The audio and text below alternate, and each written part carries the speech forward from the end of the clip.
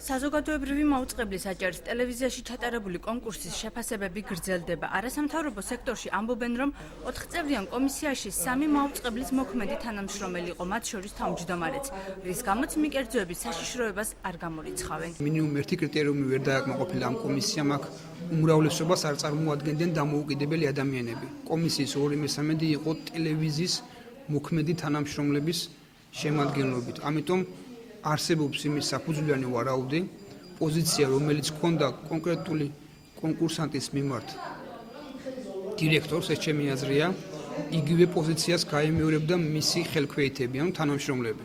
აჭარის ტელევიზიის მრჩეველთა საბჭოს თავმჯდომარე ამბობს, რომ ამას ის ერთთვიანი ვადა აჩვენებს, რომელიც ახალარჩეულ კადრებს გამოსაცდელად მიეცათ. რაც შეეხება თავად შერჩევის პროცესს, საზახალვაშის განცხადებით კომისიის რიგებში ნეიტრალური ადამიანიც იყო. არსებობდა იქ ადამიანი, რომელიც აბსოლუტურად ნეიტრალური იყო და ის არ ერიდებოდა თავისი პოზიციის დაფიქსირებას. აქედან გამომდინარე, რაღაცნაირად მე ვფიქრობ, რომ ეს განეიტრალებული იყო. იმ ადამიანებმა, ვინც გაიმარჯვეს ამ კონკურსში, ახლა ეძლევათ იმათ საშუალება მუშაობისა და თავის გამომჟღავნებისა.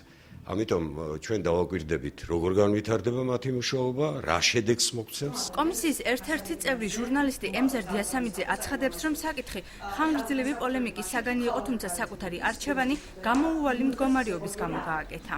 სამწუხაროდ ვერ მოხერხდა და ჩემი მხრიდან აზრი აღარ ქონდა უკვე ირინასთვის მხარდაჭერას. ძალიან მწუხარ, მაგრამ ეს იყო რეალური. დირექტორის უნდა ჰყავდეს თავისი გუნდი, რომელსაც არ უნდა იყოს კონფლიქტური სიტუაცია, ხო, ეს არის აუცილებელი და აქედან ერთ-ერთი ფაქტორი შეიძლება ესეც კი იყო, იმიტომ რომ იქ გარკვეული წინააღმდეგობები ირინას ამის გამოც ჰქონდა და იქ დასახელდა, რომ ირინა ბალანსირება ირინას გაუჭირდებოდა. ემზარ დიასამიძემ საიას შეფასებას უპასუხისმგებლო უწოდა და სოციალურ ქსელში თავმჯდომარის გია ქარცივაძის წინააღმდეგ საჩივრის შეტანის თაობაზე სტატუსი გამოაქვეყნა. გამიკვირდა იურისტისგან ესეთი ცოტა უპასუხისმგებლო განცხადება, რომ მტკიცებით ფორმაში როცა ამბობს, რომ ჩვენ მოვეკეცით დირექტორის გავლენის ქვეშ, იმიტომ რომ თანამშრომლები ვიყავით, თუ მე უჩივლებ, იქნება მისი დასამტკიცებელი, რომ მართლა მოვეკეცით და განვითარებულ სახელმწიფოში აქტიური მოქალაქე.